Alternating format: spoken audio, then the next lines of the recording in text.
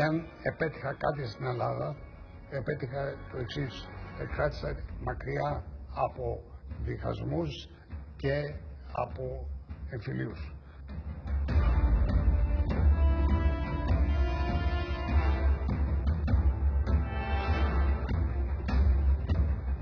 Τελευταία φορά που ήμουν στο Καρμελί είναι την ώρα που είπε θα σε πάρω τηλέφωνο για να γυρίσεις.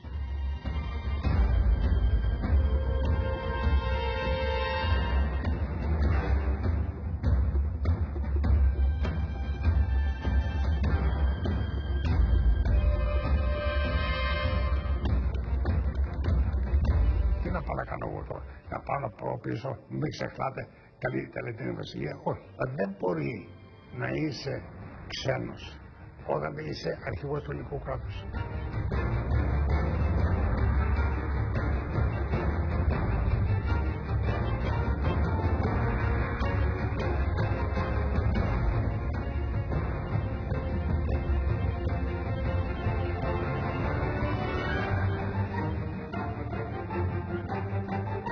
Έχω πει δημόσια στον ελληνικό λαό ότι έχει πέραν του δέοντος αρκετούς πολιτικούς, θέλουν και άλλους.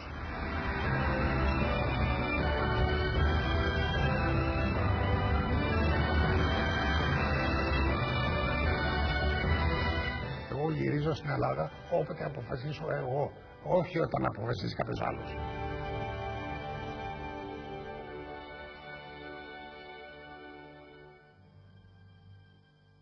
Κυρίες και κύριοι, φίλες και φίλοι, καλησπέρα σας. Απόψε θα έχουμε ένα πραγματικά σπάνιο τετατέτ με μια προσωπικότητα που άλλοι λατρεύουν και άλλοι θεωρούν αμφιλεγόμενοι. Ένα πρόσωπο που θεωρήθηκε και θεωρείται ακόμα για πολλούς persona non grata στην Ελλάδα, αλλά υπήρξε και αρχηγός του κράτους. Πάντως, είτε κάποιοι τοποθετούνται αρνητικά απέναντί του, είτε θετικά, η αλήθεια είναι ότι ο ίδιος και η οικογένειά του αποτελούν ένα αναπόσπαστο μέρος της ελληνικής ιστορίας. Γι' αυτό και μια συζήτηση μαζί του, αναμφισβήτητα, θα είναι πολύ ενδιαφέρουσα. Απόψε μαζί μας τετατέτ, ο τέος βασιλιάς των Ελλήνων, Κωνσταντίνος. Καλησπέρα σας. Σας ευχαριστούμε για την τιμή να είστε απόψε μαζί μας. Ευχαριστώ πολύ. Στην Κυπριακή τηλεόραση μετά από αρκετά χρόνια. Από τότε που είχα έρθει στην Κύπρο. Περνάνε τα χρόνια πολύ γρήγορα. Θυμάστε πότε είχατε έρθει τελευταία φορά? Να μου επιτρέψετε να προσθέσω, για να έχουμε όλη τη συνολική εικόνα, ότι υπήρξατε χρυσός Ολυμπιονίκης στην ιστιοπλοεία στους Ολυμπιακούς Αγώνες της Ρώμης το 1960. Είστε επίτιμος πρόεδρος της Διεθνούς Ομοσπονδίας Ιστιοπλοείας και μέλος της Διεθνούς Ολυμπιακής Επιτροπής. Ξέχασα κάτι? Τα είπα όλα? Εγώ κάποτε στην Ολυμπιακή Επιτροπή είμαι σχεδόν ο αρχαιότερο μέλος. Ακριβώς. Έχω πάνω από 50 χρόνια. Ξέρετε, έχω προσέξει και στις συνεντεύξεις σας τις παλαιότερες στην ελληνική τηλεόραση ότι υπάρχει μια μηχανία από τον δημοσιογράφο που είναι απέναντί σας, όπως εγώ σήμερα, όσον αφορά στην προσφώνησή σας. Γιατί δεν υπάρχει ακόμα και μέχρι σήμερα το νομικό έρισμα για την κοινώς αποδεκτή ή νομικώς αποδεκτή ορθή προσφώνησή σας. Εγώ θέλω να είμαι σωστός απέναντί σας βάσει των διεθνών κανόνων αποδεκτής συμπεριφοράς. Από την άλλη, δεν θα ήθελα με κανέναν τρόπο να ενοχληθούν κάποιοι τηλεθεατές. Πάντως είναι ένα θέμα που το αντιμετωπίζετε συχνά στην Ελλάδα αυτό. Όχι πάρα πολύ. Όχι πάρα πολύ πια. Όχι πάρα πολύ, διότι σιγά σιγά αρχίζουν και συνηθίζουν τα παιδιά. Κοιτάξτε να δείτε. Κάποιο φεγγάρι, εκτός που ήμουν αρχηγός του κράτους, ήμουν και βασιλεύς. Όταν είσαι βασιλεύς, είτε είσαι στην εξορία, είτε είσαι στο εσωτερικό, αλλά δεν έχεις τα καθήκοντα αυτά, δεν πάει να έχεις τον τίτλο του βασιλεύους. Οπότε το μεγαλύτερο πάει με αυτό. Αλλά ξέρετε, υπάρχει ένα αμφιτελεγόμενο, όπως είχα ένας συνάδελφός σας, μου έκανε μια συνέντευξη και λέει: εγώ δεν μπορώ να σας λέω μεγαλύτερο. Και του λέω: ποιο σου είπα να μου λες έτσι? Λέει: πώς να σας λέω? Λέω: Κωνσταντίνε, είναι μια χαρά. Αλλά το να λες μεγαλύτερο δεν είναι κακό πράγμα. Είναι απλώς ο τίτλος που είχα κάποιο. Και έτσι έχω μεγαλώσει. Το τέος σας ενοχλεί? Σύμφωνα με τη συνθήκη μου φαίνεται της Βιέννης, δεν χάνει τον τίτλο σου ό,τι και να γίνει. Το τέος σας ενοχλεί? Όχι, διότι όλοι είμαστε τέος κάτι. Και εσύ είσαι τέος τούτο, τέος τα άλλο. Η πιο ωραία λέξη είναι πρώην, αλλά τι έχει σημασία. Βρίσκεται παράλογη την άποψη ότι με την προσφώνηση βασιλιάς μπροστά από το όνομα σας είναι σαν να αμφισβητείτε εμέσως το πολίτευμα? Όχι. Σαφώς όχι. Δεν έχει καμία σημασία. Άλλωστε, ο συνάδελφός σας, όταν μου πήρε συνέντευξη, αλλά δεν το έδειξε αυτό το κομμάτι, είχε έναν πατέρα ο οποίος ήταν ένα φεγγάρι υφυπουργός εξωτερικών. Λοιπόν, του λέω, κοίταξε να δεις. Εγώ είδα τον πατέρα σου να του κάνουν συνέντευξη. Και ο συνάδελφός σας, ο τότε, τον ανέβασε κύριε Υπουργέ, κύριε Υπουργέ, κύριε Υπουργέ. Από ό,τι ξέρω, ο πατέρας του δεν έγινε ποτέ υπουργός. Ήταν υφυπουργός. Δηλαδή, ήταν ανεβάσει τον τίτλο του υπουργού σε τίτλο ευγενίας. Το είδαμε τον πρόεδρο της Δημοκρατίας.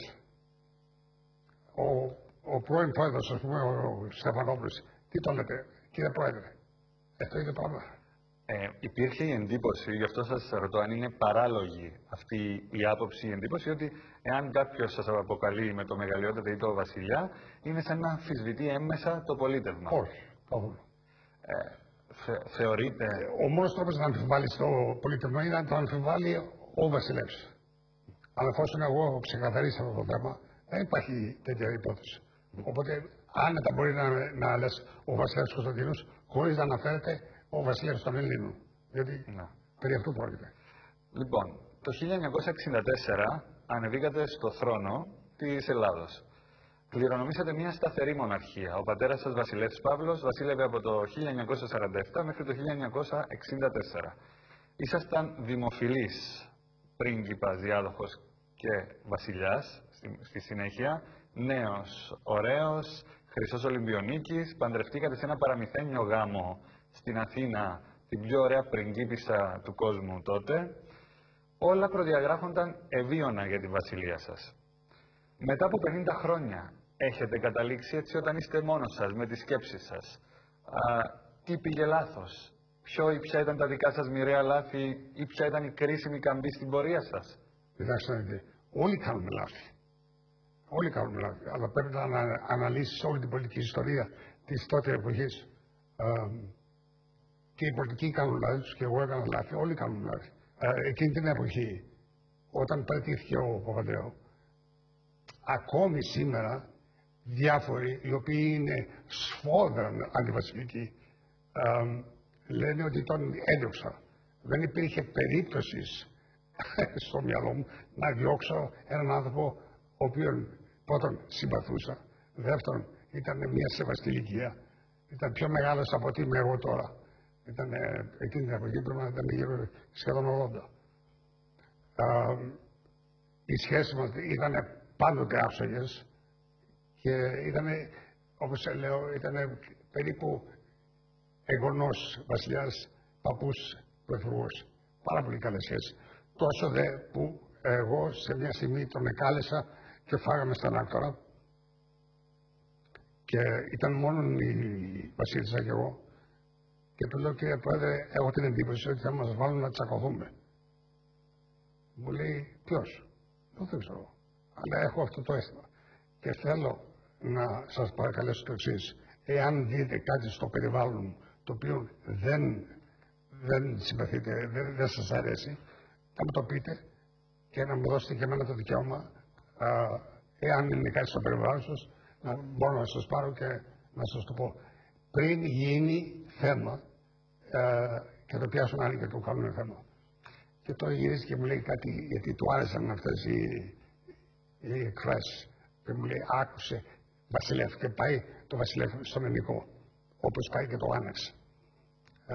Διαφωνία βασιλέως και δεξιάς δεν είναι παρά μια ενδοοικογενειακή υπόθεση. Διαφωνία βασιλέως δημοκρατικής παρατάξεως, τραγωδία του έθνους. Τα λέει έτσι ωραία. Αλλά βεβαίως διαφωνώ με την ανάλυση που έκανε. Αλλά και του το είπα. Αλλά ήταν προφητική ανάλυση. Η προφητική ανάλυση ήταν αυτή που έκανα εγώ, όχι αυτή που έκανε αυτός. Γιατί μας βάλανε και τσακωθήκαμε. Εάν αυτό που ζήταγε τότε γινόταν σήμερα, θα λέγανε ότι ο βασιλεύς ο Κωνσταντίνος συγκαλύπτει τα πάντα. Αφού θέλει ο Πρωθυπουργός να αναλάβει το Υπουργείο που κάνει την ανάκριση για το γιο του. Είναι δυνατόν να γίνει? Ή είσαι ρυθμιστής του πολιτεύοντα ή δεν είσαι. Το να λες ότι εξεδίωξε ο Βασιλεύς τον άνθρωπο που είχε 56% είναι τεράστιο σφάλμα. Διότι θυμάμαι, πριν έρθει στο γραφείο μου ο Παπανδρέου, είχε έρθει στο γραφείο μου ο συνταγματολόγος, ο οποίος είχε φτιάξει το κεντρικό σύνταγμα. Και τον ρώτησα.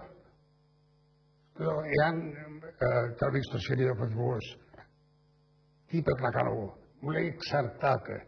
Εάν ο Πρωθυπουργός ζητήσει ως Πρωθυπουργός της πλειοψηφίας εκλογές, παρόλο που το Σύνταγμα δεν επιβάλλει να το δεχτείτε, θα είστε ηθικά μειωμένος αν δεν το κάνετε. Δηλαδή, αν αγνοήσετε αυτή τη συμβουλή. Δηλαδή, με άλλα λόγια, εάν ζητήσει εκλογές, πρέπει να το δεχτείτε. Λοιπόν, ο Παπανδρέου μου είπε ξεκάθαρα ότι επιμένω να γίνω υπουργός στρατιωτικών. Λέω, κοιτάξτε κύριε Πρωθυπουργέ, μπορούσαμε να κάνουμε το εξής. Και αυτό το είχα συζητήσει με το επιτελείο μου. Διορίστε όποιον θέλετε υπουργό. Εγώ δεν θέλω ούτε καν να ξέρω. Και εγώ θα βάλω την υπογραφή μου με όποιον διαλέξετε. Υπό την προϋπόθεση ότι αυτός θα αναλάβει το Υπουργείο μόλις τελειώσει η ανάκριση. Να μην παραλάβετε εσείς το Υπουργείο ως πατέρας που ενεργεί έρευνα στο γιο σας. Το βρήκε τόσο λογικό που πήγε να το δεχθεί και μετά το σκέφτηκε και με λέει δεν μπορώ να το δεχθώ. Και σηκώθηκε από την καρέκλα και πήγε μέχρι την πόρτα να φύγει. Και κατάλαβα ότι πήγαμε για μεγάλη κρίση. Ήθελα πάση θυσία να το αποφύγω. Οπότε το συμπαθούσα τον άνθρωπο και δεν ήθελα να πάμε σε κρίση. Και γυρίζει και του λέω, κύριε Πρωθυπουργέ, κάτι περνάει από το μυαλό μου. Μου λέει τι? Του λέω, κοιτάξτε να δείτε. Έξω από τα ανάκτορα, τώρα το προεδρικό είναι όλοι οι δημοσιογράφοι. Εάν εσείς βγείτε έξω και τους πείτε, δεν υπάρχει κρίση. Εγώ και ο Κωνσταντίνος τα βρήκαμε. Δηλαδή μου λέει, θα τους πείτε όλους ότι εγώ δέχτηκα να γίνετε υπουργός της Εθνικής Αμήνης τώρα. Εγώ το υπογράφω τώρα. Υπό μία προϋπόθεση. Μεταφέρετε όλη την υπόθεση της ανακρίσεως στο Υπουργείο Δικαιοσύνης και όχι στο Υπουργείο Στρατιωτικών. Τότε υπογράφω, δεν έχω κανένα πρόβλημα. Αλλά δεν μπορώ να υπογράψω κάτι το οποίο θα βάλει τον πατέρα να επιβλέπει την ανάκριση του γιού του. Αυτό ήταν το πρόβλημα. Θεωρείτε δηλαδή ότι ο Γιώργος Παπανδρέου προσπαθούσε να καλύψει τον Ανδρέα Παπανδρέου? Όχι, δεν θα το έλεγα αυτό. Αλλά αυτό θα φαινόταν ότι κάτι τέτοιο πάει να γίνει. Δεν λέω ότι θα το έκανε ο άνθρωπος προς Θεού, αλλά μπορούσε να παρεξηγηθεί το όλο θέμα. Η ιστορία κρίνει και μας δίνει και την ευκαιρία να κρίνουμε και εκ των υστέρων φυσικά. Με την απόσταση των 50 χρόνων από τότε, θεωρείτε ότι αυτή η σύγκρουση που άνοιξε σύμφωνα με τους ιστορικούς, τους ασκούς του αιώλου, γιατί μετά ακολούθησε η αποστασία, η αποσταθεροποίηση της πολιτικής ζωής, η δικτατορία, το πραξικόπημα της Κύπρου και φτάσαμε στην τουρκική εισβολή. Άξιζε τον κόπο ή ήταν πολύ κακό για το τίποτα? Να σας πω, όλα αυτά που είπατε που ήρθαν δεν έχουν καμία σχέση με τον Βασιλέα. Πρώτον. Ναι, αλλά ξεκινά από εκεί ιστορικά το... Ξεκινάει, αλλά δεν έχει καμία σχέση με μένα. Ούτε ένα από αυτά. Δεύτερον, μια ρήξη Πρωθυπουργού και Βασιλέως, όταν τα κοιτάει κανείς ψυχρό μετά από πολλά χρόνια, είναι πάντα κάτι το οποίο πρέπει να το αποφύγει κανείς. Ήταν τόσο ουσιαστικό θέμα να παραιτηθεί ο Πρωθυπουργός απάνω σε ένα τέτοιο θέμα. Αυτό ρωτάω. Πολύ κακό για το τίποτα τελικά? Εγώ νομίζω ότι ήταν τερατώδες λάθος. Και μάλιστα μην ξεχνάτε ότι ο Πρωθυπουργός βγήκε στο μπαλκόνι και είπε, τέλος πάντων, είπε στον κόσμο απ' έξω, τέλος πάντων, ποιος κυβερνάει τον τόπο? Ο λαός ή ο βασιλιάς? Και του λέω, κύριε Πρωθυπουργέ, το είπατε αυτό? Μου λέει, ποιο αυτό? Και του είπα. Μου λέει, τι άλλο να σου πω? Ένα λεπτό, κύριε Πρωθυπουργέ. Εάν βγαίνετε εσείς στο μπαλκόνι και λέτε αυτά, θα κάνω και εγώ το ίδιο. Δηλαδή μου λέει, θα πάω και εγώ στο μπαλκόνι να πω ότι τι έγινε μες στο γραφείο μου. Με κοίταξε για λίγο και μου λέει, Δεν μπορείτε. Δεν δίναστε. Δεν είναι γιατί. Είστε βασιλιάς. Ο βασιλιάς δεν μιλάει. Εσείς... Μόνο εγώ είμαι πρωθυπουργός, εγώ είμαι πολιτικός, εγώ μπορώ να μιλήσω. Εσείς δεν μπορείτε να μιλήσετε. Αυτό δεν το ξέχασα και το κράτησα. Και μέχρι σήμερα, δηλαδή, ουσιαστικά, αυτό το τελευταίο καιρό δεν έχω πει τίποτα. Και επειδή δεν έχω πει τίποτα, όλοι οι διάφοροι που λέτε ιστορικοί, άμα ποιοι είναι αυτοί οι ιστορικοί, γράφουν αυτές βλακίες. Πότε θα πεις βλακίες. Αυτή ήταν η κερκόπορτα που άνοιξε την πόρτα στη δικτατορία. Όχι. Σαφώς όχι. Αλλά... Αυτοί είχαν αποφασίσει να το κάνουν εταιρείως, δεν έχει καμία σημασία. Αυτοί δεν θέλανε τον Ανδρέα Παπανδρέου. Αυτό είναι ξεκάθαρο. Αφού εγώ θυμάμαι όταν έκανα τον Τσιριμόκο πρωθυπουργό, ο Τσιριμόκος για όσους από τους θεατά σας δεν ξέρουν, ήταν και υπουργός στο βουνό, στο Κομμουνιστικό Κόμμα. Και τον έκανα πρωθυπουργό. Περιμέναμε την απόβαση των Τούρκων στην Κύπρο. Και είχαμε ολονύχτια σύσκεψη. Το 64. Όχι, 67. Το 67. Και στην ολονύχτια αυτή σύσκεψη συζητάς διάφορα θέματα και εκεί είπε ο Παπαδόπουλος, θυμάμαι, και μείναν όλοι εμπρόντιτοι, ότι εάν ο Μαρκιζίνης εψήφιζε τον Τσιριμόκο και έγινε πρωθυπουργός και δεν ήταν ανάγκη να πάμε σε άλλη κυβέρνηση, θα ήταν μόνο δύο κυβέρνησεις, ο Νόβος και ο Τσιριμόκος, δεν θα κάνανε κίνημα. Του λέω, γιατί κύριε Παπαδόπουλο το λέτε αυτό? Διότι μου λέει, πιστεύαμε όλοι στο στράτευμα ότι ο Παπαδόπουλος θα ήταν, ο Τσιριμόκος θα ήταν ο πρωθυπουργός που θα σταμάταγε τον Παπαδρέο να κάνει ορκίσει κυβέρνηση Συμπατίας Συνάμωσης. Θυμάστε, αυτό είχε πει, ότι θα κάνει ανταρσία και θα ορκίσει. Αυτό είχε ενοχλήσει πολύ το στρατό. Την ύφη συνοδεύει ο πατέρας της, βασιλεύς Φρυδερίκος της Δανίας. Ο κόσμος χειροκροτεί και ζητοκραυγάζει. Και οι Έλληνες είναι κιόλας περήφανοι.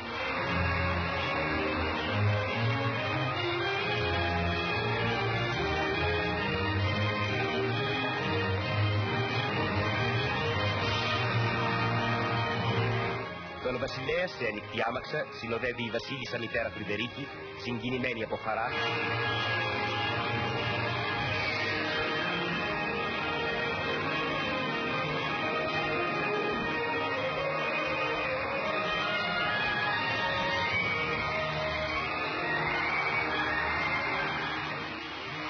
Όταν ο Εθνάρχης Μακάριος εμφανίζεται για να μεταβεί στην εκκλησία, η ζητοκραυγή του πλήθους που πάλεται από ενθουσιασμό για τον αγώνα των Κυπρίων υπερβαίνουν κάθε όριο και τον ακολουθούν ως τη Μητρόπολη.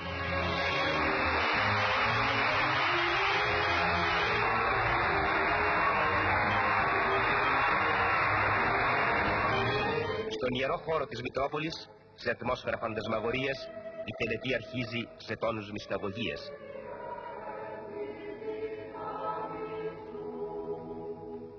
Στέφεται ο δούλος του Θεού Κωνσταντίνος, η δούλη του Θεού Άννα Μαρία, στο όνομα του Πατρός και του Υιού και του Αγίου Πνεύματος. Κύριε ο Θεός ημών, δώσει και τιμήσε βάρος ορθάκου.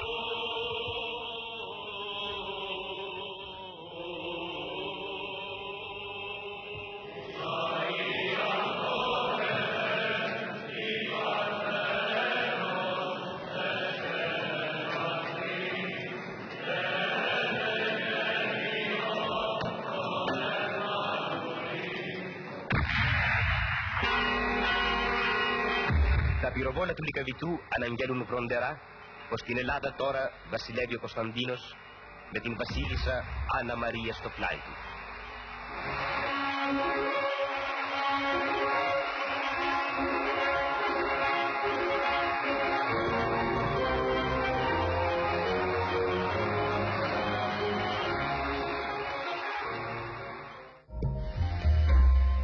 Η ηλικία σας όταν ανεβήκατε στο θρόνο, μόνο 24 ετών, έπαιξε ρόλο? Δηλαδή, όταν πέθανε ο πατέρας σας από καρκίνο ξαφνικά, νιώσατε να χάνετε τη γη κάτω από τα πόδια σας? Ούτε συζήτηση. Σαφώς. Και Εγώ είχα σκοπό και ρώτησα τον πατέρα μου και συμφώνησε ότι αφού παντρευτώ θα μένω στην Ελλάδα ένα μεγάλο διάστημα για να τον βοηθάω, αλλά μετά θα πάω. Ήθελα να περάσω ένα διάστημα με την ελληνική αντιπροσωπεία στα Ηνωμένα Έθνη. Και επίσης ήθελα να κάνω ορισμένες μελέτες στο Πανεπιστήμιο στην Αμερική. Λοιπόν, τον ρώτησα και το δέχτηκε αμέσως. Αλλά μετά από 2-3 μήνες κατάλαβα ότι τελειώνει. Αλλά αυτό ήταν αυτό που λέτε απολύτως σωστό. Τώρα, είχε ένα πλεονέκτημα η ηλικία. Το πλεονέκτημα ήταν μόνο ότι έβλεπα την όλη υπόθεση της Ελλάδος με τα μάτια ενός 4χρονου ανθρώπου. Ήθελε η Ελλάδα να προχωρήσει σε μια τελείως καινούργια δημοκρατική οδό. Και πίστευα ότι με το γεγονός ότι ο Πρωθυπουργός ήταν γύρω στα 80 και κοίταγε τα θέματα με διαφορετικό μάτι, γι' αυτό εγώ του επρότεινα στο ίδιο γεύμα με την γυναίκα μου να κάνουμε κάτι τελείως διαφορετικό στην Ελλάδα. Και με κοιτάει ο γέρος και μου λέει, τι εννοείται? Λέω, κοιτάξτε, εσείς έχετε πάρει ένα 56% από την ετοιμοβαρία του ελληνικού λαού. Εγώ έχω γίνει βασιλεύς τώρα και είμαι 24 ετών. Λοιπόν, γιατί δεν κάνουμε κάτι καινούριο, το οποίο θα δημιουργήσει πραγματικά μεγάλη ταραχή στον κόσμο. Για να χρησιμοποιήσω τις εκφράσεις του Μακαρίτη του Σπύρου Μαγκαζίνη, σοκ πολιτική. ποιο ήταν το καινούριο που προτείνατε? Του πρώτα να αναγνωρίσουμε το Κομμουνιστικό Κόμμα Ελλάδος. Και του λέω, δεν βλέπω, με συγχωρείτε, έγινε ο εμφύλιος που λέμε τώρα ή ο συμμετοπόλεμος όπως λέγανε τότε. Εν πάση περιπτώσει, ο πόλεμος μεταξύ 45 και 49 και 50. Πιστεύω ότι εάν υπάρχει πρόβλημα με το Κομμουνιστικό Κόμμα Ελλάδος, θα πρέπει να βγει δημόσια. Γιατί κρύβεται? Ότι το κρύβανε τότε είναι άλλη υπόθεση. Αυτή η όλη νοοτροπία ήταν η νοοτροπία της κυβερνήσεως τότε, του Παπαδέου και του Σουκούλη και όλους αυτούς. Λοιπόν, του λέω, εγώ νομίζω ότι πρέπει να αναγνωρίσουμε το Κομμουνιστικό Κόμμα και ξεκάθαρα ο λαός να ψηφίσει και να ξέρουμε ποια είναι η δύναμή του. Τι φοβόμαστε τώρα στην Ευρώπη. Και το αρνήθηκε? Τελείως. Μου λέει, σοκαρίστηκε. Μου λέει, αυτό δεν θα το κάνω ποτέ στη ζωή μου. Του λέω, κύριε Πρωθυπουργέ, εάν δεν θα το κάνετε ποτέ στη ζωή σας, αυτό είναι νοητό, είναι η απόφασή σας και αυτό θα γίνει. Αλλά έχετε μεταξύ μας, έχετε μια υποχρέωση να μου πείτε γιατί. Μου λέει, είναι απλό. Μου λέει, αν το κάνω αυτό, θα χάσω πολλούς ψήφους από την αριστερά. Και το άλλο είναι ότι τι θα κάνουμε με όλους αυτούς που έχουν πάει πίσω από το παραπέτασμα. Του λέω, εγώ δεν είχα την εντύπωση ότι θα το κάνουμε αύριο το πρωί. Εγώ είχα την εντύπωση ότι εάν συμφωνήσετε, σιγά σιγά μπορεί να προετοιμάσουν την ελληνική κοινωνία να αποδεχθεί μια τέτοια λύση. Και να γίνει σε ένα χρόνο, σε 6 μήνες. Λέω, εγώ δεν μπορώ να το κάνω. Γεννηθήκατε το 1940. Από τη μέρα που γεννηθήκατε προετοιμαζόσασταν για βασιλιάς? Όχι. Γιατί όταν γεννήθηκα, μετά από πολύ λίγο διάστημα μπήκαν οι Γερμανοί μας. Οι Ιταλοί μπήκανε, εγώ γεννήθηκα 2 Ιουνίου και οι Ιταλοί ήρθαν κάνανε την εισβολή 28 Οκτωβρίου. Ευτυχώς ο αδελφός του πατέρα μου, ο Βασιλιάς Γιώργος ο δεύτερος, μαζί με τον Μεταξά είπαν όχι. Αυτό είχε συμφωνηθεί εκ των προτέρων. Λοιπόν, εκεί πολέμησαν οι Έλληνες όπως δεν έχουν πολεμήσει ποτέ. Τότε πήγαμε μετά στην εξορία. Και σιγά σιγά μου έλεγε ο πατέρας μου τι δουλειά έκανε κτλ. Και συνειδητοποίησα ότι μπορεί να είναι κάτι διαφορετικό στη ζωή μου. Εκεί που το συνειδητοποίησα πολύ είναι το 47 από Απριλίου, όταν πέθανε ο Γιώργος ο δεύτερος. Εγώ ήμουν σε μια εκδήλωση και πέσανε πολλοί αστυνομικοί. Και είχα γίνει θεσμικός παράγων. Γίνατε ο διάδοχος. Γιατί ανέλαβε βασιλεύς ο πατέρας. Και δεν μπορούσα να καταλάβω γιατί ήταν τόσοι αστυνομικοί γύρω μου. Ναι. Από εκείνη την ημέρα άλλαξε η ζωή μου, άλλων. Πώς είναι αλήθεια να μεγαλώνει κάποιος ως διάδοχος? Ακούγεται παραμυθένιο στον κόσμο. Ναι, είναι δύσκολο υπό την εξής έννοια, ότι πρέπει να δεχθείς ότι είσαι συνέχεια κάτω από το βλέμμα της δημοσιογραφίας και του κόσμου. Ταυτοχρόνως όμως πρέπει ο ίδιος το παιδί να ξέρει ότι πρέπει να χρησιμοποιηθεί όπως όλοι οι άλλοι Έλληνες. Αυτό επέμεινε και ο πατέρας μου και η μάνα μου. Γι' αυτό με βάλανε στα ναύτα στο οικοτροφείο και εκεί είχα την ίδια μεταχείριση όπως είχαν όλα τα παιδιά και είχαμε παιδιά εκεί από όλες τις τάξεις. Δεν ήταν μόνο εφοπλιστές ή μόνο πλούσιοι, ήταν από όλες τις τάξεις. Εσείς δεχτήκατε αυτή τη μοίρα σας, αυτό το πεπρωμένο σας, αδιαμαρτύρητα ή ήσασταν και αντιδραστικός? Όχι, αντιδραστικός δεν ήμουν. Το δεχόμουν ότι αυτή είναι η προσελή της ζωής μου. Δηλαδή, πρέπει να καταλάβετε το εξής, ότι από πολύ μικρός μου έμαθαν οι γονείς μου ότι η υπηρεσία προς τον ελληνικό λαό είναι το περιφωνό ένα. Η υπηρεσία προς το έθνος. Και δεν μπορείς να πεις τη μια μέρα ότι κουράστηκα, δεν θα πάω. Ή δεν μπορώ να κάνω αυτό γιατί πονάει η πλάτη μου ή η βάρος. Πρέπει να το κάνεις, γιατί αυτή είναι η δουλειά σου. Η χώρα ήταν φτωχή. Οι Έλληνες ήταν φτωχοί εκείνη την εποχή.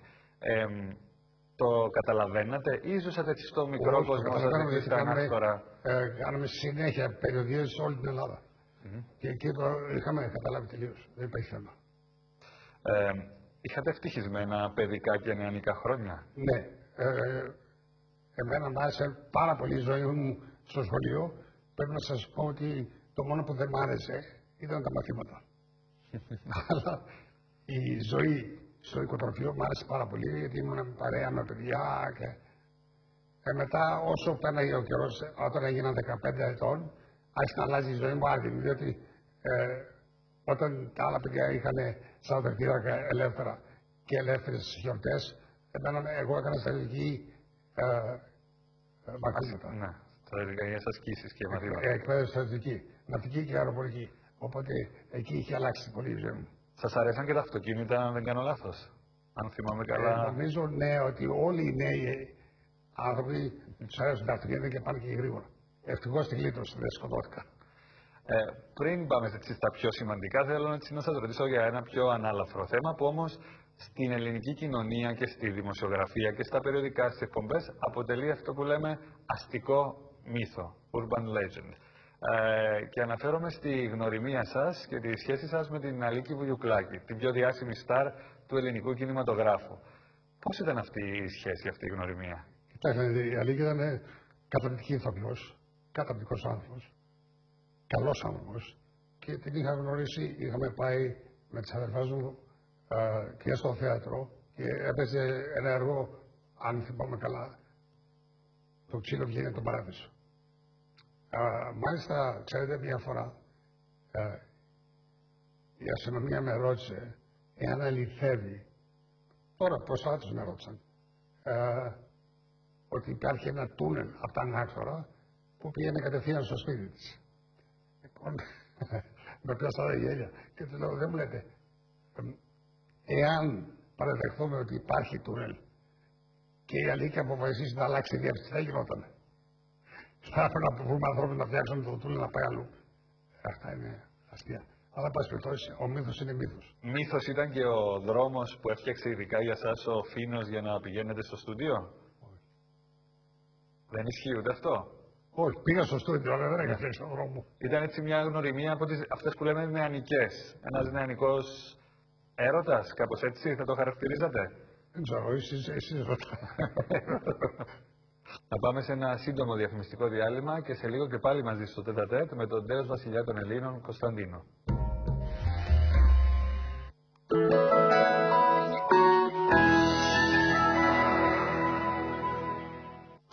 Αλφα Ευελιξία. Προθεσμιακή κατάθεση 6 ή 12 μηνών που σας δίνει τη δυνατότητα για μέχρι και 2 αναλήψεις χωρίς καμία χρέωση. Αν χρειαστεί. Από την Αλφα Bank. Επανάσταση στην ασφάλιση αυτοκινήτου. My Drive. Το νέο επαναστατικό σχέδιο από την Κόσμος Ασφαλιστική. Ασφάλιση αυτοκινήτου από 170 ευρώ. My Drive. με την αναγνωρισμένη αξιοπιστία της Κόσμος Ασφαλιστική.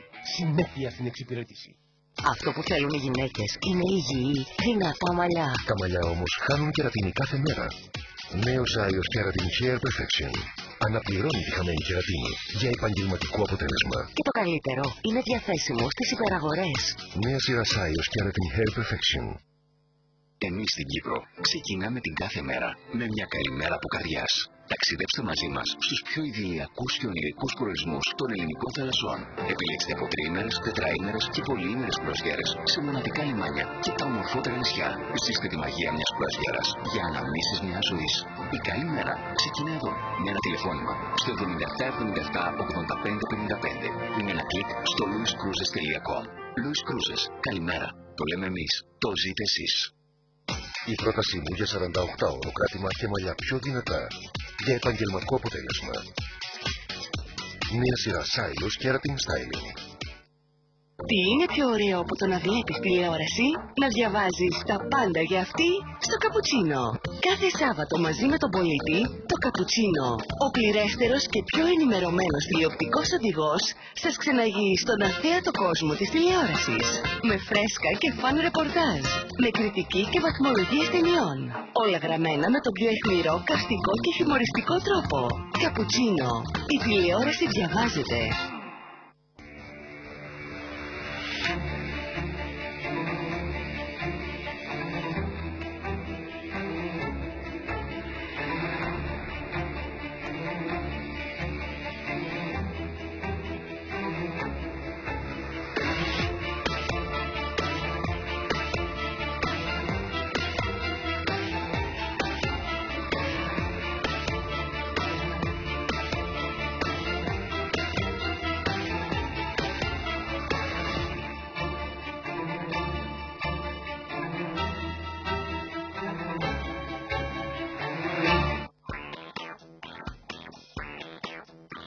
Επανάσταση στην ασφάλιση αυτοκινήτου.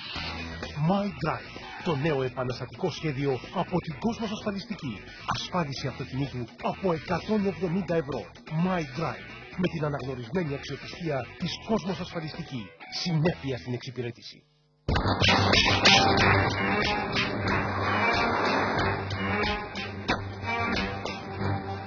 The new Kia Rio.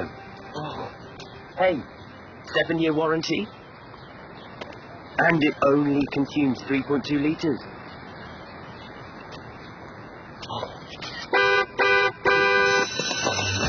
The new Kia Rio. Admiration guaranteed. To be continued at kia.eu. Τώρα η επανάσταση στο ντους με σύμπλεγμα ενυδατικής κρέμας. Fa Shower and Lotion. Το πρώτο κρεμοντούς με σύμπλεγμα ενυδατικής κρέμας. Για μια βελούδινη αίσθηση απαλότητας μετά το ντους. Νέο Fa Shower and Lotion. Νιώσε φανταστικά. Εμείς στην Κύπρο ξεκινάμε την κάθε μέρα με μια καλημέρα από καρδιάς. Ταξιδέψτε μαζί μας στους πιο ιδηλιακούς και ονειρικούς προορισμούς των ελληνικών θαλασσών. Επιλέξτε από τριήμερες, τετραήμερες και πολυήμερες κρουαζιέρες σε μοναδικά λιμάνια και τα ομορφότερα νησιά. Ζήστε τη μαγεία μιας κρουαζιέρας για αναμνήσεις μιας ζωής. Η καλή μέρα ξεκινά εδώ με ένα τηλεφώνημα στο 7777-8555. Είναι ένα κλικ στο louiscruises.com. Louis Cruises, καλημέρα. Το λέμε εμείς, το ζείτε εσείς.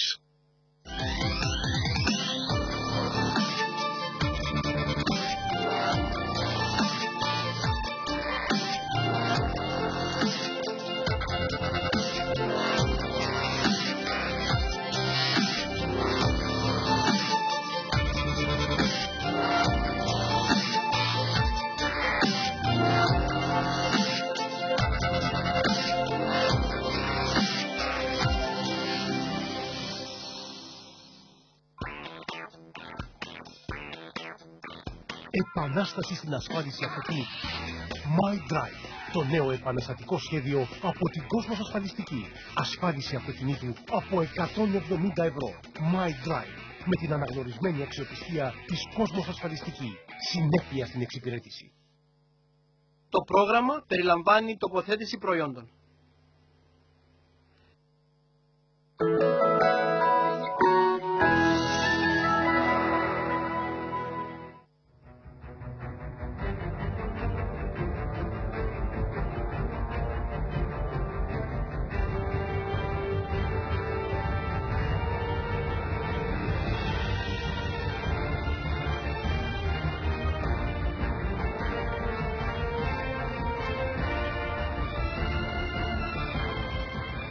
Εάν επέτυχα κάτι στην Ελλάδα, επέτυχα το εξής: κράτησα μακριά από διχασμούς και από εμφυλίους.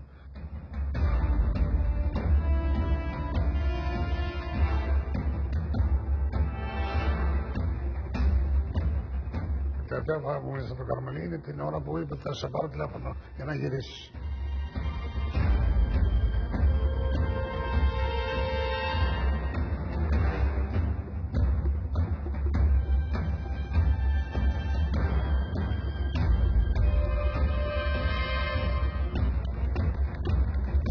Τι να παρακάνω εγώ τώρα, να πάω πίσω, μην ξεχνάτε καλή την Βασιλεία. Όχι, δεν μπορεί να είσαι ξένος όταν είσαι αρχηγός του ελληνικού κράτους.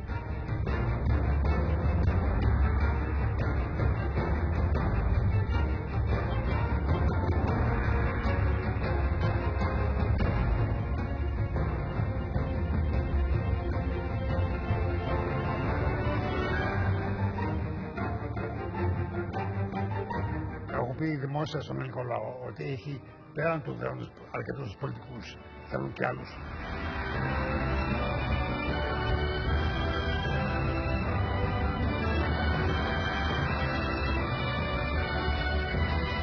Εγώ γυρίζω στην Ελλάδα όποτε αποφασίσω εγώ, όχι όταν αποφασίσει κάποιος άλλος.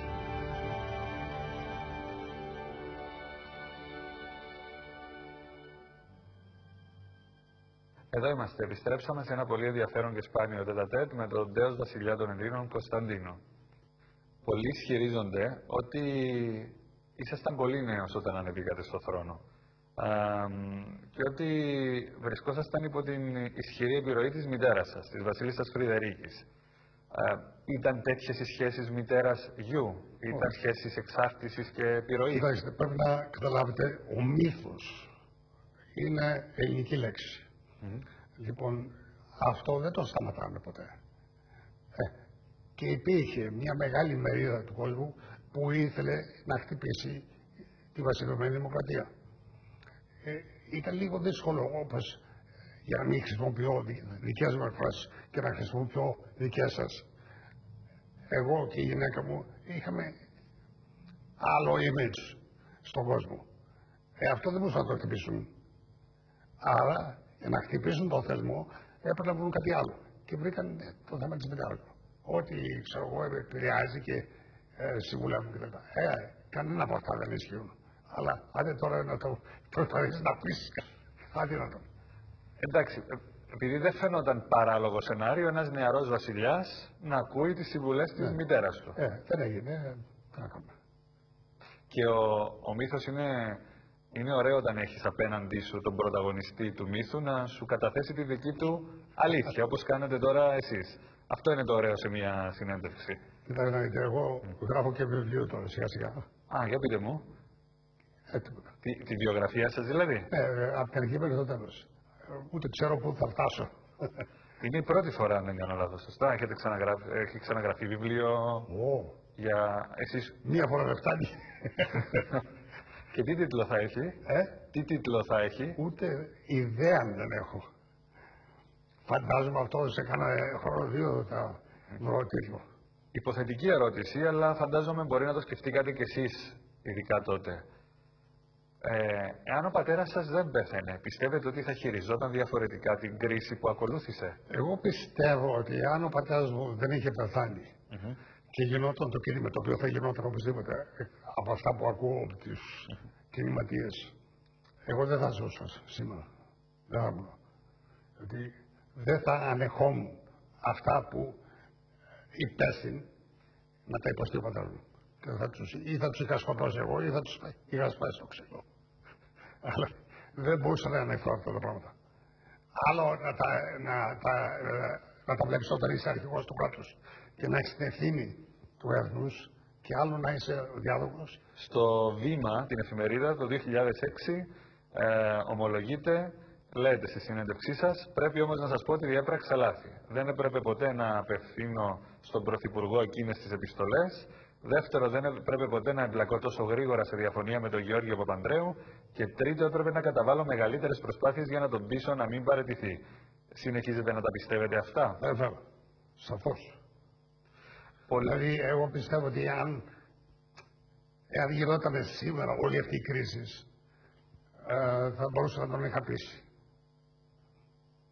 Αλλά ξέρετε, όταν είσαι πάνω από 70 ετών, βλέπεις τον κόσμο με διαφορετικά. Εγώ δεν μπορούσα να καταλάβω. Μόλις είχα παντρευτεί, μόλις είχα κάνει ένα παιδάκι, δεν μπορούσα να καταλάβω την αγωνία του ανθρώπου αυτού που ήταν συνεχώς υπό την απειλή ότι δεν θα ξαναβλέπει τα εγγόνια του. Αυτό δεν μπορούσα να το καταλάβω. Διότι εδώ είχαμε να κάνουμε την Ελλάδα και εσύ μου λες για τα εγγόνια σου. Δεν μου λέγε εμένα τίποτα. Αλλά το ήξερα, το είχα ακούσει. Υπήρχε και τέτοιο θέμα? Εδώ είχε εγγόνια και δεν τα βλέπε. Ήταν συνεχώς από την απειλή και δεν τα βλέπε. Από τον Ανδρέα Παπανδρέου εννοείται. Επειδή αυτός νομίζω που είχε παιδιά τότε από τα παιδιά του. Η ορκομοσία της χουντικής κυβέρνησης πιστεύετε ότι θα μπορούσε να είχε αποφευχθεί? Ναι, μπορούσε να αποφευχθεί εφόσον θα δεχόμαστε ότι θα δεχόμαστε να μπούμε σε εμφύλιο πόλεμο. Ή τουλάχιστον το ενδεχόμενο. Διότι αυτό ήταν. Δηλαδή αυτοί που κάνανε το κίνημα τότε παίξανε πάνω στον πατριωτισμό το δικό μας. Όχι μόνο το δικό μου, και όλων των αξιωματικών αυτών. Και εκεί νομίζω, έχοντας αυτό το σχέδιο, ούτε θυμάμαι τώρα πώς το λέγανε, Περικλής ή Προμηθέας, δεν ξέρω, το οποίο εγώ δεν ήξερα ότι καν ότι υπήρχε. Και αμφιβάλλω αν ήξερε ο πατέρας μου ότι υπήρχε. Αλλά εν πάση περιπτώσει, αυτό ήταν πρόγραμμα το οποίο είχε φτιάξει οι ελληνικές πολιτικές κυβερνήσεις. Και αυτό έγινε, φαντάζομαι, διότι φοβόντουσαν μια κομμουνιστική ανταρσία. Κοίταξτε, αυτά είναι απειλιωμένα πράγματα. Αν ήξερα ότι υπήρχε τέτοιο πράγμα, το σταματήσει αμέσως. Ναι, ιστορικά βλέπουμε ότι οι βασιλείς που δεν εγκαταλείπουν τη χώρα τους δικαιώνει η ιστορία και ο λαός. Οι Άγγλοι βασιλείς στους γερμανικούς βομβαρδισμούς του Λονδίνου στο Δεύτερο Παγκόσμιο Πόλεμο δεν εγκατέλειψαν το Λονδίνο. Ο Βυζαντινός Αυτοκράτορας Ιουστινιανός στη στάση του Νίκα δεν εγκατέλειψε την Κωνσταντινούπολη. Πιστεύετε ότι αν δεν εγκαταλείπατε τη χώρα θα βασιλεύατε σήμερα? Όχι. Γιατί? Φαντάζομαι ότι επειδή εγώ ήμουν το σύμβουλο, θα γινόταν τελείως μπέρδεμα, ανακοτοσούρα μέσα στο στάδιο με το τι πρέπει να κάνουμε. Τι θα σας έκανε, θα σας σκότωναν? Θα μπορούσαν να σκοτώσουν τον αρχηγό του κράτους? Άλλοι θα θέλουν να επιτεθούν να πάνε στη Χούντα, άλλοι θέλουν να υπερασπιστούν τη Χούντα και θα γινόταν εμφύλιος. Ο πατέρας θα σκότωνε το αδελφό του, ο αδελφός θα σκότωνε το γιο του. Θα γινόταν τέτοιο πράγμα. Αυτά η Ελλάδα τα έχει υποστεί στην δεκαετία του 40. Εγώ, εάν επέτυχα κάτι στην Ελλάδα, επέτυχα το εξής. Κράτησα μακριά από διχασμούς και από εμφυλίους. Και εκράτησα την Ελλάδα μακριά από πόλεμο με άλλες χώρες. Η Ελλάδα μπήκε σε περίοδο ειρήνης, γι' αυτό μπόρεσε και ξεπέρασε αυτή την επταετία, τη μαύρη της Χούντας, η οποία τελικά παρέδωσαν τα όπλα αυτή, δεν τους έδωσε κανένας. Δηλαδή δεν μετανιώσατε που δεν πολεμήσατε πιο στεναρά τη δικτατορία, τη Χούντα? Πιο στεναρά από το να φύγεις από τα ανάκτορα, από την πολυτέλεια, από τη σιγουριά και να πάει να ηγεθείς μιας κινήσεως εναντίον της Χούντας, δεν μπορεί να υπάρξει. Είμαι αρκετά ρεαλιστής να ξέρω ότι η στρατηγική την εποχή εκείνη και μπορεί για σήμερα δηλαδή, δύσκολα πάνε και κάνουν μια τέτοια κίνηση αν δεν πάει ο ηγέτης μπροστά. Λοιπόν, τι να καθίσω εγώ στα λάκρυα και να πω στο τρίτο σώμα, κάντε ανταρσία εναντίον της Χούντας? Ούτε ξέρω αν θα το κάνετε. Ναι, αλλά η παρουσία σας έστω και στη φυλακή προφανώς θα καθιστούσε τη Χούντα πιο βραχύδια, να μην κρατούσε 7 χρόνια, ας πούμε. Δεν το ξέρω αυτό. Αυτό μπορεί κανείς να κάνει μεγάλη ανάλυση και δεν είναι καθόλου σίγουρο. Και προπατός μην κοιτάτε σήμερα πώς είναι τα πράγματα. Κοιτάτε πώς ήταν εκείνη την εποχή και πώς ήταν η Ευρώπη εκείνη την εποχή. Εγώ έβλεπα ορισμένους υπουργούς ξένους, οι οποίοι λέγανε ό,τι θέλετε δημόσια εναντίον της Χούντας, αλλά κατηδίαν Προχωρήστε. Είμαστε μαζί σας. In the early hours of December the 14th, 1967, the king flew into exile with his queen, his 2-year-old daughter, baby son, mother and sister. They carried little luggage but a huge burden. The king had failed to deliver his people back to democracy. At the age of 27, he'd reigned for only a few years and faced a humiliating defeat. Άρα, μετά το τέλος της Χούντας, δεν έπρεπε να επιστρέψετε με τα βαΐων κυκλάδων? Μάλιστα. Συμφωνώ. Γιατί δεν έγινε αυτό? Δεν έγινε γιατί ο Καραμαλής μου είπε ότι περιμένετε να σας ειδοποιήσω να γυρίσετε. Και ενορκιστώ ενώπιον του νομίμου αρχηγού του κράτους.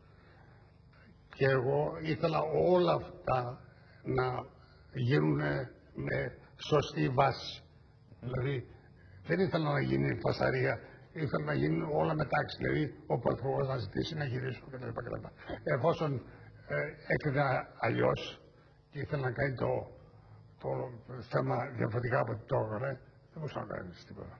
Ωραία, ο Καραμαλής σας είπε να περιμένετε στο τηλέφωνο για το τηλεφώνημά του.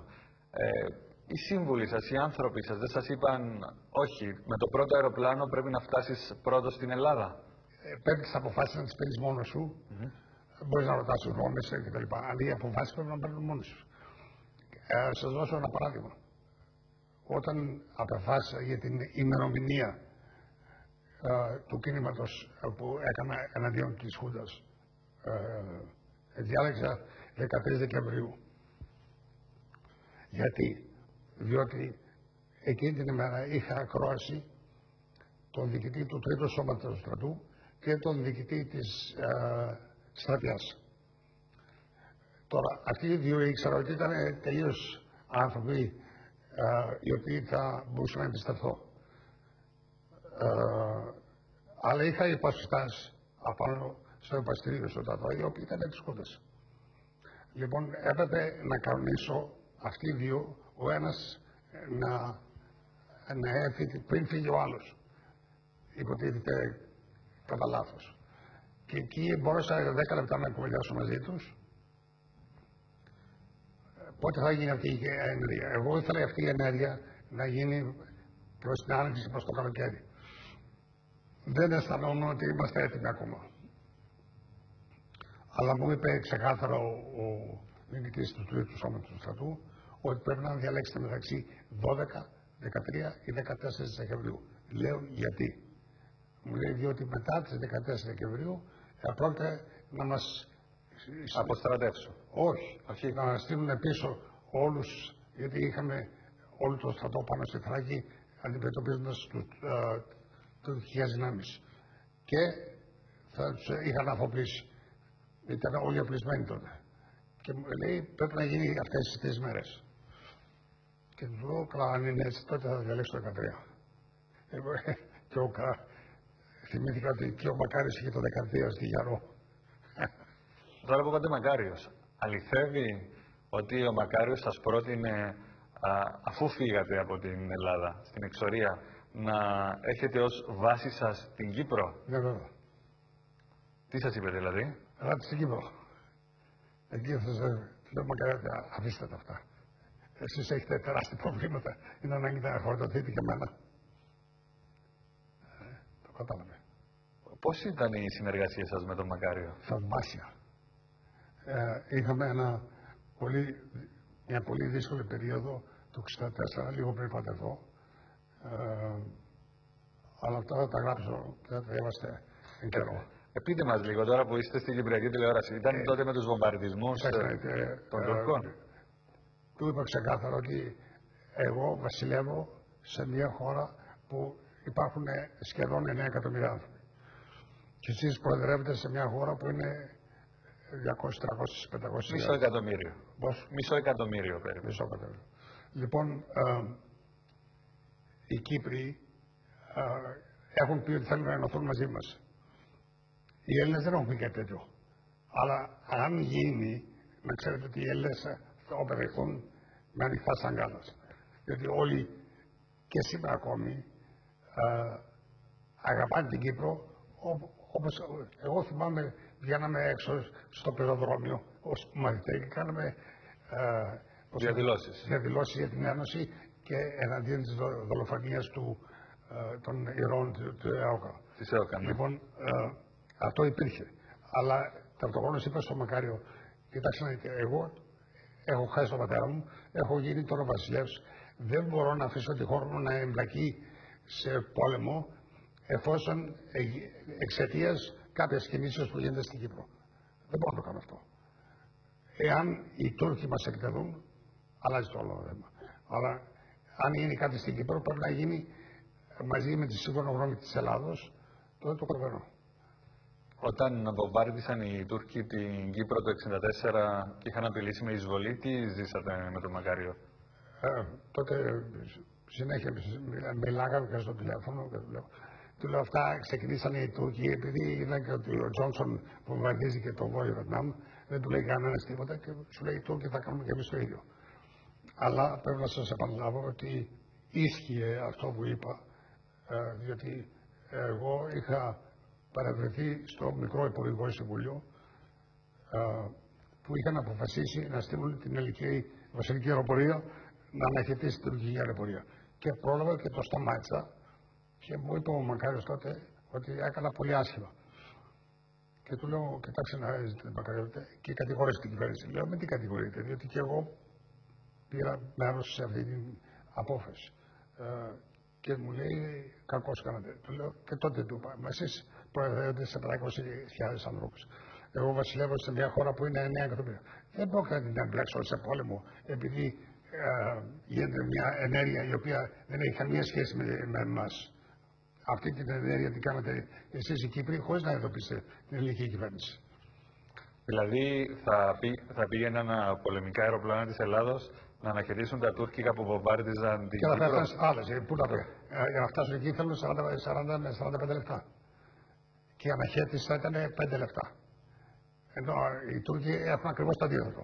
Θέλουν 5 λεπτά να φτάσουν, αναχέτηση 40 λεπτά. Τώρα κοροϊδευόμαστε.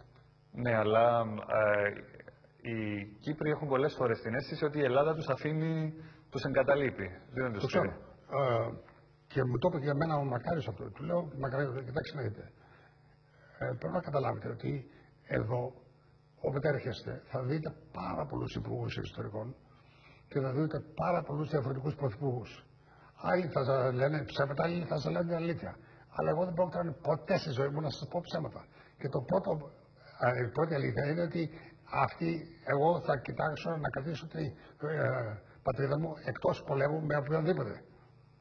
Και πώς λένε, διάνοιξη μεταξύ τους και με εξωτερικό, όσο μπορώ. Εάν αυτό δεν επιτυγχάνεται, όχι εξαιτίας μας. Ναι, δηλαδή αν είχατε επιστρέψει στην Ελλάδα στη μεταπολίτευση, θα συμφωνούσατε με τον Κωνσταντίνο Καραμαλή ότι η Κύπρος είναι μακριά, που δεν έστειλε ενίσχυση? Αυτό είναι άλλη περίοδος και δεν είχα ευθύνη σε εκείνη. Ναι, αν λέω, αν είχατε επιστρέψει. Αφήστε το εάν. Αυτό συμπεραίνω από αυτά που το εάν μπορεί να κάνει σε εάν για πολλά πράγματα. Εάν πρέπει να έχει τα στοιχεία, να ξέρει τι γίνεται. Εγώ ήμουν τώρα απλός πολίτης. Τότε ήμουν υπεύθυνος. Να σας ρωτήσω, το 59 που ξεκίνησε η ΙΟΚΑ, που τελείωσε μάλλον η ΙΟΚΑ, εσείς ήσασταν ήδη 19 ετών. Όταν ξεκίνησε ήσασταν 15. Τι θυμάστε από τα γεγονότα? Είπατε ότι κατεβαίνατε στις διαδηλώσεις. Ο πατέρας σας τι σας έλεγε? Ο Γρήβας τότε και ο Μακάριος ήταν ήρωες.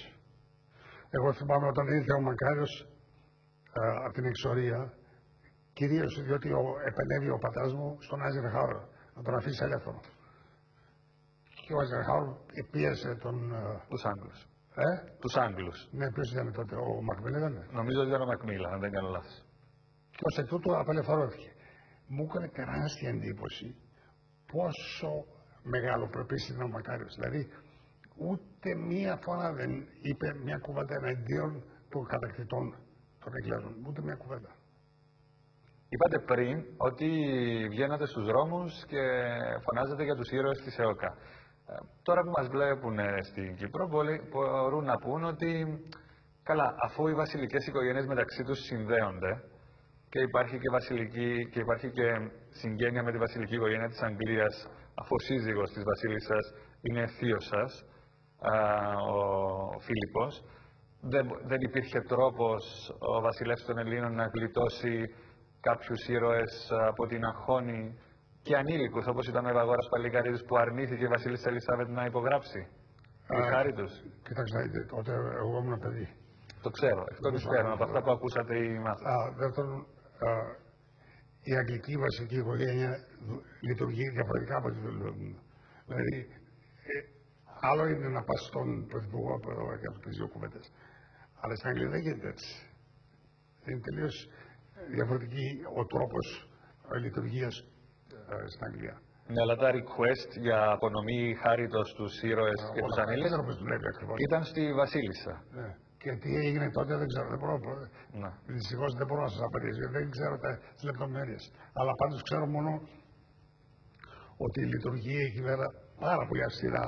Το τι ζητάει ο πρωθυπουργός της ημέρας. Μπορεί ο ένας πρωθυπουργός να ζητάει το Α και να χάνει τις εκλογές και ο άλλος πρωθυπουργός να έρχεται και να ζητάει ακριβώς το αντίθετο. Πώς μάθατε μετά για το πραξικόπημα στην Κύπρο και είχατε πληροφορίες για την εισβολή? Εγώ έμαθα για την επιστολή που πήγε στην Αθήνα. Του Μακαρίου. Του Μακαρίου. Και μου την έφερε ο γραμματέας σου και τον ρώτησα γιατί μου το φέρνει. Διότι εγώ δεν είχα, όπως και σήμερα, δεν έχω καμία ενημέρωση. Ούτε από τους Κυπρίους, ούτε από το ελληνικό κράτος. Και το είδε τότε. Λοιπόν, μου λέει, ξέρετε, ο Μακαρίδος σας έχει και μεγάλη αγάπη και σεβασμό και θέλει τη γνώμη σας. Του λέω, με συγχωρείτε, αυτό το γράμμα πότε θα πάει στην Αθήνα? Λέει, θα το πάω σήμερα. Και θέλουμε να ξέρουμε ποια είναι η γνώμη σας. Λέω, κοιτάξτε, η γνώμη μου είναι να φύγετε από εδώ, να πάρετε το αεροπλάνο, να πάτε στο Παρίσι, να το δείξετε στο Καρμαλί. Και μου λέει, δεν μπορώ να το κάνω εγώ αυτό. Λέω, γιατί? Λέω, δεν έχω τέτοια εξοδότηση. Του λέω, με συγχωρείτε, αυτό είναι το τηλέφωνο μου, πάρτε το και πάρτε εξοδότηση. Αλλά δεν μπορώ να σας δώσω άλλη συμβουλή, διότι είναι ο μόνος τρόπος να έχετε κάποια γνώμη σοφή. Να πάτε να βρείτε το Καραμαλί στο Παρίσι, θα το ρωτήσετε. Εσείς τι νομίζετε? Εγώ νομίζω ότι αν πάει αυτή η επιστολή κάτω, θα γίνει, σας κάνουν κίνημα αμέσως. Λοιπόν, θυμάμαι τότε έφυγε, πήραμε τον Καραμαλί και του τα είπα αμέσως. Και η Παναγία μου λέει, τέτοιο πρόβλημα θα κάνουμε? Λέω ναι. Λέει, τι τους είπατε? Λέω αυτά και αυτά. Θα τους πω και εγώ τα ίδια. Αν τα είπε ή όχι δεν ξέρω. Εγώ πήρα τότε τον πρωθυπουργό της Αγγλίας και ζήτησα ακρόαση και μου λέει δεν μπορώ γιατί πάω στη Βουλή των Κοινοτήτων όπου έχω ώρα πρωθυπουργού. Δηλαδή είναι question time. Του λέω, κύριε Πρωθυπουργέ, δεν με ενδιαφέρει. Με συγχωρείτε πάρα πολύ. Δεν με ενδιαφέρει. Εγώ φεύγω τώρα από το σπίτι μου, μένω στο Σάρι. Θέλω μία ώρα να κατέβω.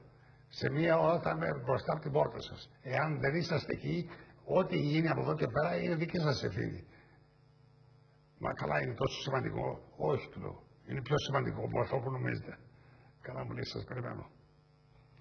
Και πήγα και του είπα το τι ελέγχθη μεταξύ μου και του γραμματέα του Μακαριού και το τι είπα στο Καρμαλί. Και μου λέει, τι νομίζετε θα γίνει? Του λέω, κοιτάξτε, εάν αυτό το γράμμα που στέλνει ο Μακάριος θα το στείλουν σήμερα στην Ελλάδα, έχουν δύο τρόπους η Χούλα. Ή θα το απορρίψουν ή θα το δεχθούν. Εάν το δεχθούν, τελείωσαν. Ξεφτυλίζονται. Μου φαίνεται μέσα, αν θυμάμαι καλά, έλεγε ότι πρέπει να φύγουν όλοι έξω με την κάτω. Εάν μου λέει δεν το δεχθούν, θα πρέπει να κάνουν κίνημα αμέσως. Και εγώ υποψιάζομαι ότι αυτό θα γίνει. Δεν θα το δεχθούν το γράμμα αυτό και θα τους κάνουν μέσα σε 3 μέρες. Εγώ υπολογίζω θα κάνουν κίνημα. Λοιπόν, μου λέει ο Άγγλος, oh my God.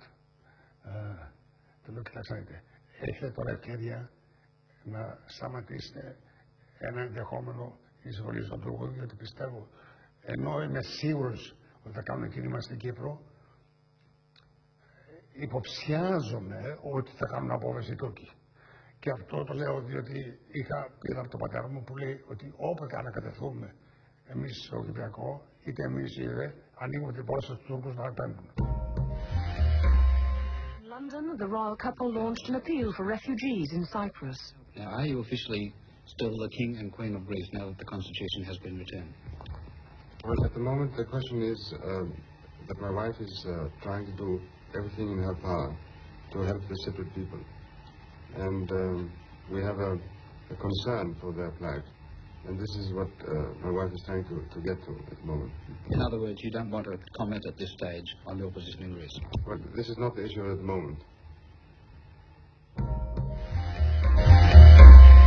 Ο Σιμεών της Βουλγαρίας επανήλθε στα πολιτικά πράγματα με κόμμα και κέρδισε και τις εκλογές το 2001.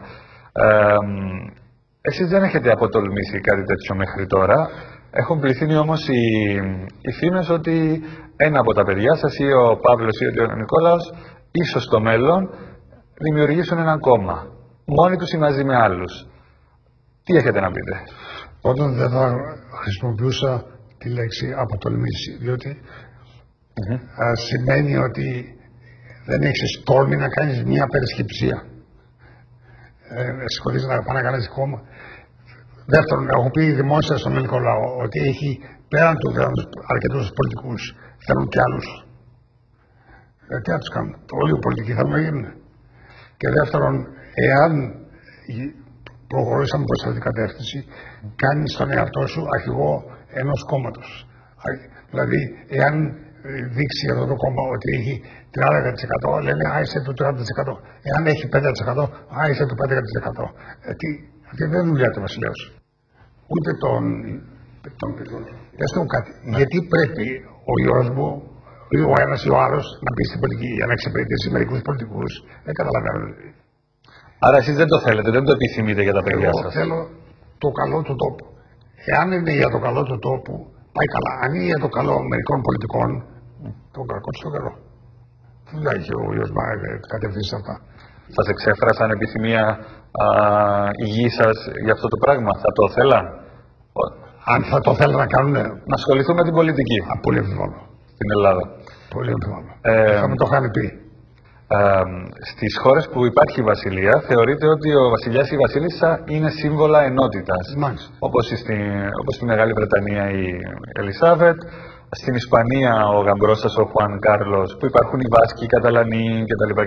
Στο Βέλγιο με τους Φλαμανδούς και τους Γαλλόφωνους κτλ. Στην Ελλάδα όμως, και μέσα από τα βιβλία ιστορίας και η κοινή γνώμη θεωρεί ότι οι βασιλείς δεν ήταν σύμβολα ενότητας, αλλά έφερναν τον διχασμό. Τι λέτε εσείς, επειδή αυτό αφορά στην οικογένεια? Εάν δείτε, όλες αυτές τις περιοχές έχουν, ας πούμε η Ισπανία, το Βέλγιο, όλα αυτά, έχουν διαφορετικούς λαούς. Ως εκ τούτου χρειάζονται κάτι το οποίο να τους ενώνει. Εμείς ευτυχώς έχουμε πολλά άλλα άσχημα, αλλά ένα καλό έχουμε. Είμαστε όλοι Έλληνες. Δεν έχουμε μισούς Έλληνες και μισούς κάτι άλλο. Είμαστε όλοι Έλληνες. Αλλά βριζόμαστε, σκοτωνόμαστε μεταξύ μας. Ναι, αλλά είχαμε φιλοβασιλικούς, φιλοβιαβενιζελικούς. Αλλά είμαστε μια ευτυχότητα. Είμαστε όλοι Έλληνες. Και αυτό τι σημαίνει? Ότι... σημαίνει ότι είμαστε ενωμένοι και δεν χρειάζομαι κάτι όπως έχουν στην Ισπανία που χρειάζεται οπωσδήποτε κάποιος βασιλιάς για να μπορέσει να ενώσει όλο αυτό το πράγμα. Τώρα, εγώ πιστεύω ακράδαντα ότι αν μιλήσουμε για την Ελλάδα, μπορεί να προοδεύσει μόνο εάν έχει το σύστημα το οποίο βολεύει τον ελληνικό λαό. Εάν βολεύει τον ελληνικό λαό να συνεχίσει και να έχει αυτό το σύστημα που έχει, δεν πρέπει να κάνει κανείς ούτε μία κίνηση να το χαλάσει. Αυτό θέλει ο ελληνικός λαός, αυτό θα πρέπει να έχει. Εάν ο ελληνικός λαός θέλει να έχει βασιλευμένη δημοκρατία, θα το είχε πει. Δεν το λέει, δεν το έχει πει. Αλλά για να τονίσω κάτι το οποίο είπατε στην αρχή της συζητήσεως, δεν έχω πάει πουθενά σε όλη την Ελλάδα μαζί με την Βασίλισσα όπου να είχαμε αντιδράσεις. Πουθενά. Απέναντι μπορώ να σας πω πολλές ιστορίες το τι λέει ο Κοσμάκης κτλ. Εάν βεβαίως πάμε κάπου και προετοιμαστούν και στείλουν ανθρώπους διάφοροι τύποι για να δημιουργήσουν πρόβλημα, μπορεί να γίνει. Δεν αντιλέγω. Αλλά αλλιώς δεν έχω πρόβλημα. Όμως, από το 1974 και μετά, αισθανθήκατε ανεπιθύμητος στην Ελλάδα. Δεν σας άφηναν να έρχεστε. Όχι, με συγχωρείτε. Πρέπει να είμαστε πάρα πολύ προσεκτικοί το τι λέμε. Ουδής μου είπε να μην έρθετε. Ουδής. Εγώ απλώς δεν ήρθα. Πρώτον, διότι δεν ήθελα να δημιουργήσω πρόβλημα στην Ελλάδα, ενώ είχε ψηφίσει εναντίον της Βασιλικής Δημοκρατίας. Τι να πάω να κάνω εγώ τώρα? Να πάω να πω πίσω, μην ξεχνάτε καλύτερα την Βασιλεία? Όχι. Εφόσον πήρατε αυτή την απόφαση, πρέπει να αρχίσουν οι Έλληνες να συνηθίζουν και γι' αυτό έμεινα απ' έξω. Μετά άλλασα το παιχνίδι και αρχίσανε και μου παίρνανε το σπίτι, μου παίρνανε το. Τότε άρχισα και εγώ να αντιδρώ. Και πήγα στα δικαστήρια κτλ. Και μετά αποφάσισα να γυρίσω, διότι ήξερα ότι θα ερχόντουσαν και θα λέγανε ότι επειδή είσαι μέλος της Διεθνούς Ολυμπιακής Επιτροπής, θα κάνουμε εξαίρεση και θα μπορεί να έρθεις. Αυτά δεν τα έχουμε. Εγώ γυρίζω στην Ελλάδα όποτε αποφασίσω εγώ, όχι όταν αποφασίσει κάποιος άλλος. Όσα πολίτης εννοώ, όχι όσα. Λοιπόν, και εγώ αποφάσισα ότι θα γυρίσω στην Ελλάδα με την οικογένειά μου να ζήσουμε ως απλοί Έλληνες και δεν θα ενοχλήσουμε κανέναν, ούτε δηλώσεις κάνουμε, ούτε φασαρία κάνουμε, ούτε τίποτα. Δεν έχω καμία διάθεση να κάνω πολιτικά κόμματα, δεν έχω καμία διάθεση να ανατρέψω τη σημερινή κατάσταση. Σέβομαι απολύτως την τιμωρία του ελληνικού λαού, οπότε τι νόημα έχει αυτό? Τώρα όμως είναι πιο ήσυχα τα πράγματα. Περάσατε τη φάση που σας πήραν το διαβατήριο, που σας ζήτησαν να πάρετε επίθετο, που σας χαρακτήρισαν ξένο, που υπάρχει και μια μερίδα του κόσμου που το ασπάζεται αυτό και θεωρούν ότι δεν είστε Έλληνας, αλλά καταγωγής από τη Δανία, τέλος πάντων. Είναι πολύ μπερδεμένο το θέμα ποιος είναι και ποιος δεν είναι Έλληνας. Θα ήθελα να ακούσω την άποψή σας. Κοιτάξτε, είναι άνθρωποι οι οποίοι έχουν ελληνική υπηκότητα, που έρχονται από διάφορα μέρη του κόσμου. Παλιά λέγαμε ότι ο Έλληνας είναι αυτός που έχει την ελληνική παιδεία. Αλλά δεν μπορεί να είσαι ξένος όταν είσαι αρχηγός του ελληνικού κράτους. Δεν μπορεί να είσαι ξένος όταν υπηρετείς στις ένοπλες δυνάμεις.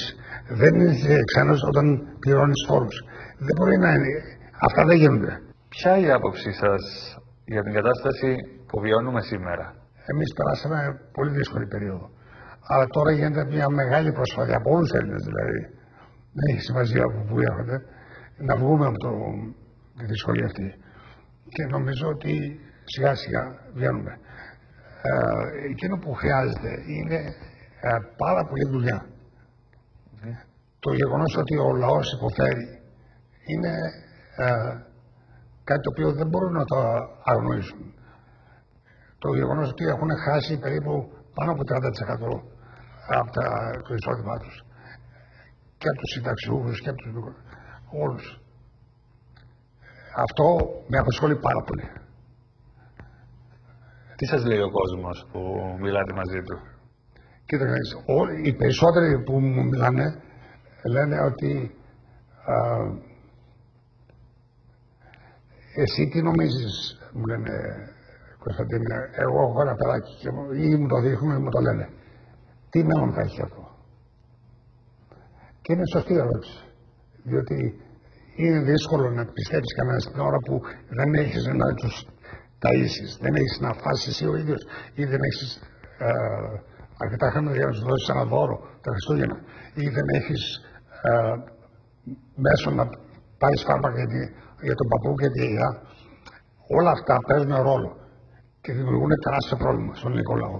Λοιπόν, αυτά τα ξέρω και προτιμώ να είναι εδώ όταν γίνονται όλα αυτά παρά να είμαι κάτω στην Αγγλία ή στην Ιταλία, οτιδήποτε.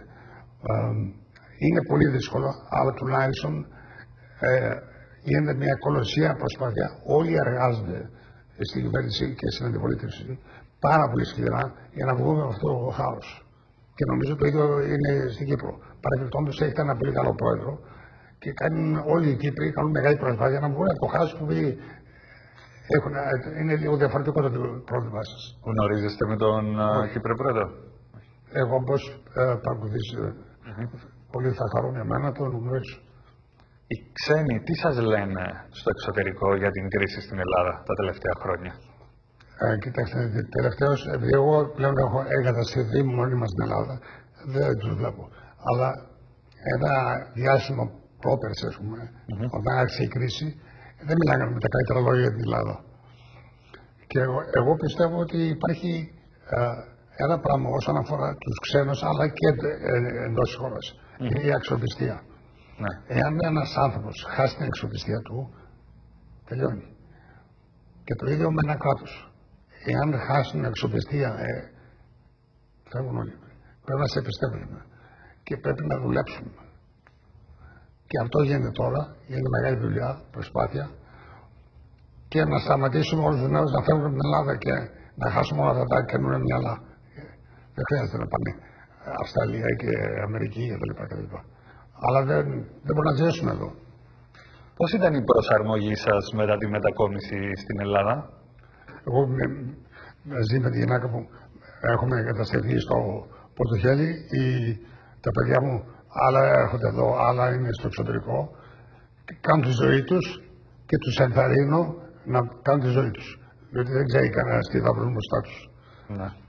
Και αυτό κάνουμε. Σας αρέσει που ένα παιδί σας έχει μετακομίσει εδώ μόνιμα, ο Νικόλαος? Βέβαια.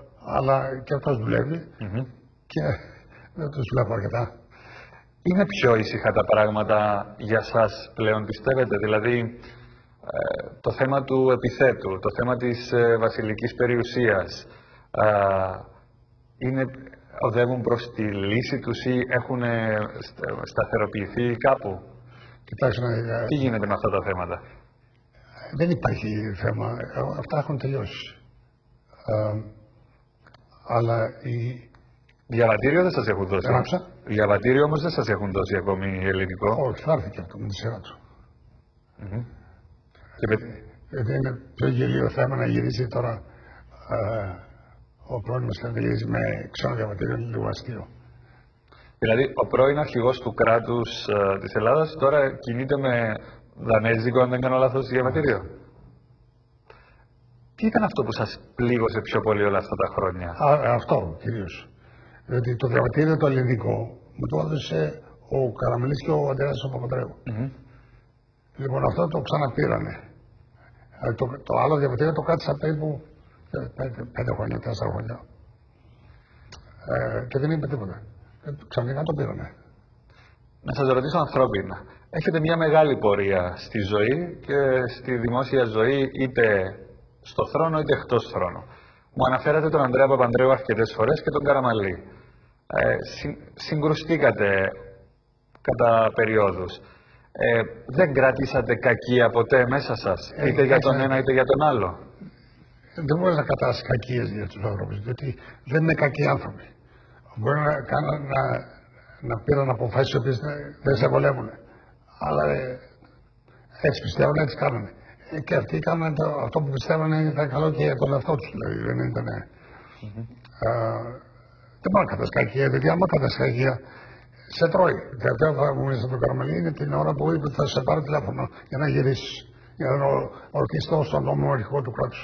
Έχετε μια οικογένεια αρκετά μεγάλη. Θα λέγατε ότι προσφέρατε στα παιδιά σας αυτό που πάντα θέλατε να τους προσφέρετε, ή επειδή είστε αυτός που στερήθηκαν πράγματα? Η Βασίλισσα και εγώ που αποφασίσαμε από την αρχή, δεν ξεκινήσαμε, ότι τα παιδιά μας πρέπει να αποφασίσουν μόνοι τους τι θέλουν να κάνουν. Αυτό που πρέπει να κάνει οι γονείς είναι να τους πούνε τι είναι τα possibilities, τι ενδεχομένως μπορούν να κάνουν. Από εκεί και πέρα, όταν αποφασίσουμε, τότε να τους το βοηθήσουμε. Αλλά πρέπει αυτή να πω. Γι' αυτό, ας πούμε, η κόρη μου μικρή αποφάσισε ότι δεν έγινε ηθοποιός. Την άφησα μόνη της να πάρει την απόφαση. Δεν καταλάβεις ότι αυτό είναι το πιο δύσκολο επάγγελμα που υπάρχει. Γιατί μόλις εξασφαλίσεις μια δουλειά, πρέπει να ψάξεις για άλλη δουλειά. Σας ξάφνιαζε αυτό που ήθελε να γίνει ηθοποιός? Όχι, καθόλου. Διότι από μικρή πήγαινα στο θέατρο, στο σχολείο του και μετά πήγε στο πανεπιστήμιο. Σε 3 πανεπιστήμια πήγε. Μάλιστα παίζει σε μια διάσημη σειρά, το Επιτόλμη και Γοητεία.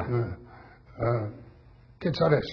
Όλα και τα 5 παιδιά έχουν μεγάλες ευαισθησίες. Και ο Παύλος έχει μεγάλη οικογένεια. Εγώ μάλιστα δεν μου λες, είναι σοφό αυτό που κάνεις να πάρεις το 5ο. Μπα, σταμάτα να μιλάς, γιατί έκανες και εσύ το ίδιο. Τι να το πω. Η Αλεξία παντρεύτηκε έναν καταπληκτικό άνθρωπο, ο οποίος είναι και αρχιτέκτον και έκανε 4 παιδιά και είναι καταπληκτική μάνα. Αυτή ήθελε από μικρή να γίνει καθηγήτρια. Και έγινε καθηγήτρια στο πιο φτωχό κομμάτι του Λονδίνου. Και μετά πήγε και έγινε καθηγήτρια στην Ισπανία, έμαθε Ισπανικά και μετά έμαθε τη γλώσσα της Καταλωνίας και δίδαξε παιδιά που υποφέρουν από το σύνδρομο του Down. Ζούνε στη Βαρκελόνη? Ναι, όχι, τώρα ζει στους Καναρίους νήσους. Και ο Φίλιππος ακολουθεί τον μεγάλο του αδελφό και δουλεύει στα hedge funds στη Νέα Υόρκη, δουλεύει σκληρά και ο Νικόλαος προσπαθεί πάση θυσία όσο μπορεί και κάνει επενδύσεις αριστερά και δεξιά. Του αρέσει η ζωή στην Αθήνα του Νικόλαου? Νομίζω ναι. Έχει παντρευτεί μια πάρα πολύ γνωστή κοπέλα, είναι ευτυχέστατος και εγώ είμαι ευτυχής που έχω κάποιον εδώ τουλάχιστον. Σας πειράζει που τα 3 από τα παιδιά σας που παντρεύτηκαν δεν έχουν παντρευτεί, κανένα από αυτό δεν έχει παντρευτεί με Έλληνα ή Ελληνίδα? Αυτό είναι δικό τους θέμα. Θα το θέλατε, ας πούμε, να... Όχι, θα κάνουν ό,τι θέλουν. Όποιον ερωτηθούν, είτε Έλληνας είναι, είτε Ελληνίδα είναι, είτε ξένοι, δικό τους θέμα. As you know, the Queen is the godmother of our daughter, and Prince Charles is the godfather of my son, and I'm the godfather of his son, and so it's all very close. Society photographer Lord Lichfield pushes protocol aside for practicality as monarchs and heads of state are herded into place.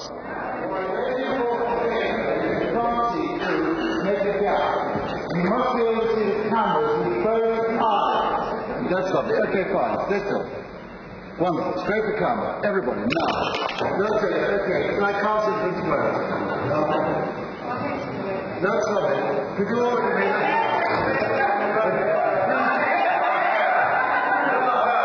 everybody concentrate. That's wonderful. Stay still. Wonderful.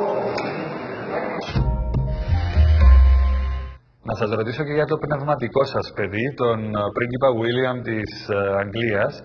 Πιστεύετε ότι θα είναι ένας καλός βασιλιάς? Ούτε συζήτηση. Γιατί πώς είναι σαν άνθρωπος σαν παιδί? Είναι παστάξιο παιδί. Θαυμάσιο παιδί. Και αισθάνεται την ευθύνη. Έχει και ένα καθολικό πατέρα.